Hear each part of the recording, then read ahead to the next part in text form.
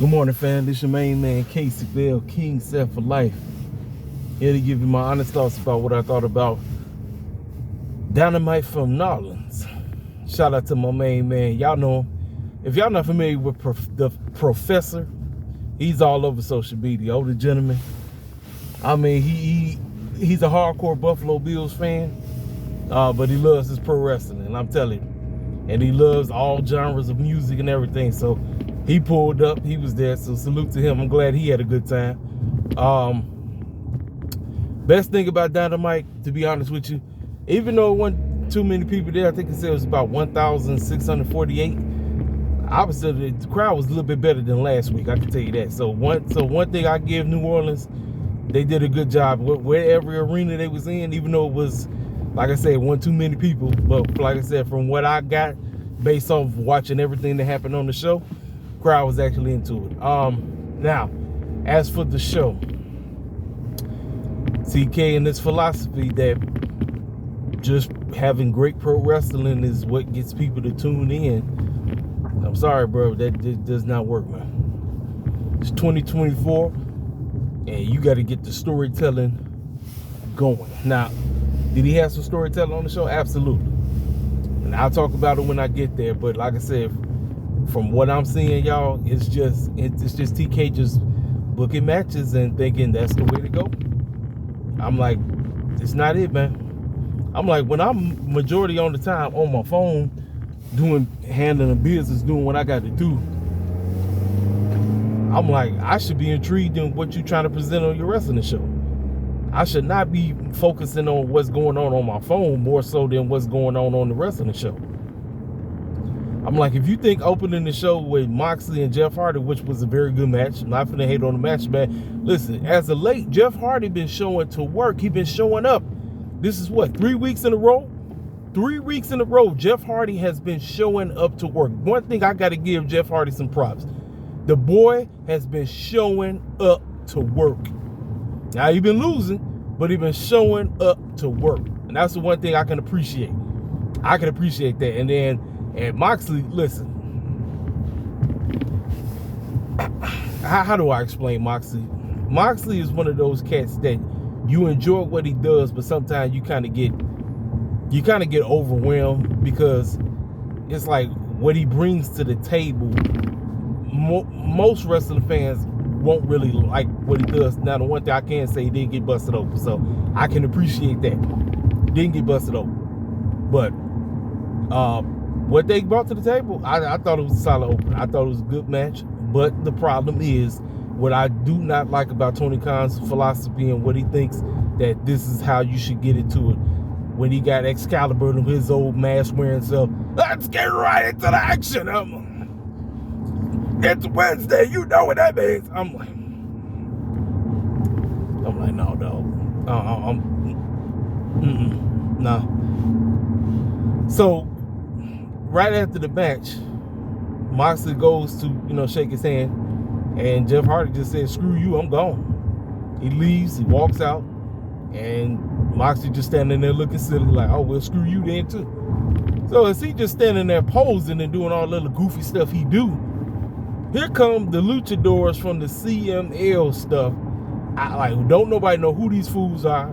Like I said, we don't watch that stuff. Like I said, I don't sit up and watch that stuff unless these hardcore independent wrestling fans that know who they are. They came out the woodwork and they beat the living dog poop out of Moxley. I mean, Moxley got his behind kicked. He got his tail whooped. And I'm like, well, I guess this is the beginning of the feud of the BCC versus the CML cats, who we don't know who they are.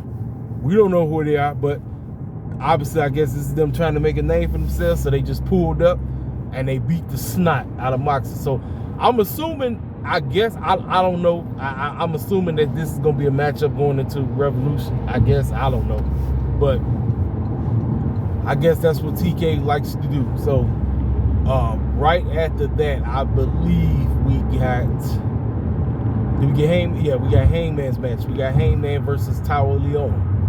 Decent matchup, And they kept touting the fact that Tower Leone has not been pinned. I'm like, well, he getting ready to get pinned. That's the one thing about AEW that I sometimes don't like. We don't really get upsets like we should. And that's why it's like, okay, so everybody already know who's gonna be who. And sometimes, even though it's like that in WWE, but in WWE, the way how they do it, it's like you watch the matchup, and sometimes anybody can win, even though you know for a doubt that somebody, like, you know who's gonna win that match on TV. But for the most part, when it comes to AEW, it's like you already know who's gonna win the matchup. Like, look who they're going against. It's like you already know, so it's kind of like, all right. And like I said, Tony Khan get carried away that, look at the great wrestling. Oh, the great wrestling, this and that. I'm like, no, Tony. No, I'm sorry, don't work like that, bro. It genuinely don't. And then you wonder why the audience is nobody pulling up. You wonder why the ratings are low. You think just having, I told you, I tell y'all all the time, if you just want to go watch some great wrestling that don't have no storytelling or whatever, there's plenty of local bingo halls and wrestling spots that you can go to, and you can get some good wrestling. There ain't no storylines or nothing like that. It's just you can get some good wrestling, and that's what Tony Khan is. He's stamping his doggone flag on. This is how AEW is going to be. This is the alternative. We don't want to be like WWE. I don't want to get a writing team. This is how it's going to be, and that's why Tony Khan just stamped his flag. And he don't give a crap what none of us got to say. None of us. We can complain. We can hop on our YouTube channels and say this and say that. And guess what Tony Khan gonna do? He gonna keep doing the same thing over and over again. After that, we get a backstage segment or something like that, because I'm trying to vastly remember. Like I said, I was too busy on my phone doing something.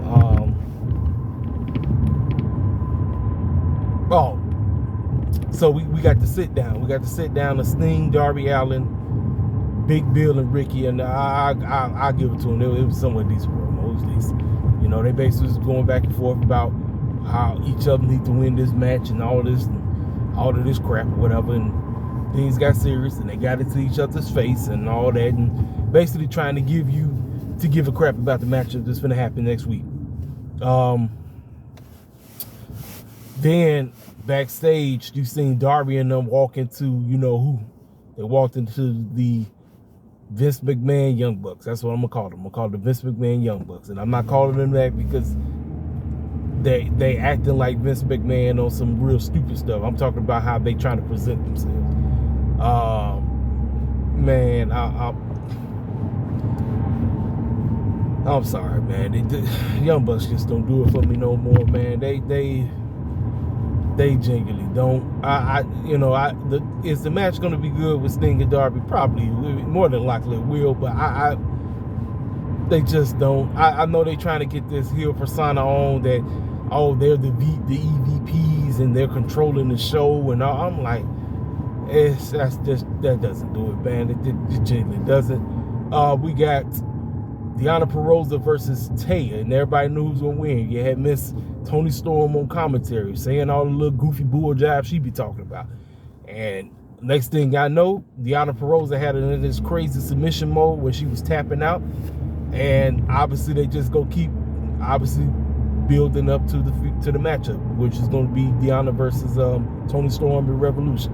Now, before I continue on with this review, Miss Sasha Banks, aka Mercedes Moné, is AEW bound, ladies and gentlemen. I know the hardcore Sasha Banks fans that don't want her to come to AEW. She's signed, sealed, and delivered. It's just only a matter of time. I've been told the teases about her coming through will be starting on Dynamite. I mean, look what Tony Khan did. Hey, I got a big announcement. I'm like, oh, here you go. Here he go with the I got the big announcement crowd. I'm like, bruh. I'm like, man, that does not pop a rating. It doesn't. I'm like, man. I'm like, bro, you got to change your philosophies on how you book your show. Like I said, if you don't know what the client you're doing, get somebody in there that can help you. Because you talk about, I got a big announcement. I'm like, bro, that ain't it, man. That's not it. It ain't it, man. What else took place on this show? The Botch Fest. We got Commander versus Warlow and Adam Cole on the dog. Listen, man, I want this group to thrive. I want the Kingdom group to thrive. Undisputed. I want them to thrive, but it's the booking. Man, Adam Cole shouldn't be nowhere on TV right now. He should be getting what they should do. They should go back to him with the video packages. Meanwhile, his crew members are just out just doing devious things like they should. They should just be jumping everybody in the back. That's how it should be. It shouldn't even be them having matches or nothing. They should, if they are going to be this next dominatory faction that's going to be dominating, that's what they should be doing. They should be jumping everybody. Instead, you got my man coming out here on crutches, coming out here in a wheelchair. I'm like, then he hopping on commentary saying all this bull jive, and I'm like, man, injuries screwed up everything. If that fool did jump off the doggone stage at Grand Slam, man, he'll probably be the champion right now. It wouldn't be Samoa Joe. Hey. So, it was a botch fest with Commander and Warlow. And Warlow dang there tweaked his knee. Now, he claimed he all right, but I said, man, I'm supposed to give a crap about this group, but Tony Khan just ain't making us care, man. He not. Then we got doggone Jericho and Kyle Fletcher. I don't know why. Jericho shouldn't even be on TV, man. He should not. I don't give a care what. I don't care if it's so-called. I don't care. Jericho should not be on TV, man. He should. And Kyle Fletcher is your doggone Ring of Honor TV champ, right? Guess what? He lost. So why the heck should we care about the Ring of Honor television championship? We should.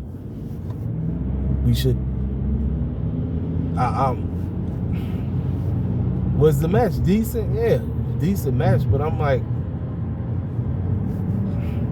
why should we care? Why should we genuinely care? I'm being as serious as I'm telling you.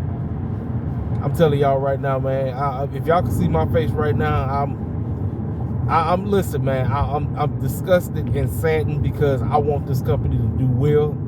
We dang near 5 weeks away from Revolution, and I'm like at a 10% right now on watching the pay-per-view. Real talk, because Tony Khan just ain't trying to get. He's not trying to get nobody interested. That's the problem. What Tony Khan needs to do, quit opening the freaking show with a freaking wrestling match. What you need to do, you need to open the show by intriguing folk. You intrigue people with the storylines that you're trying to tell.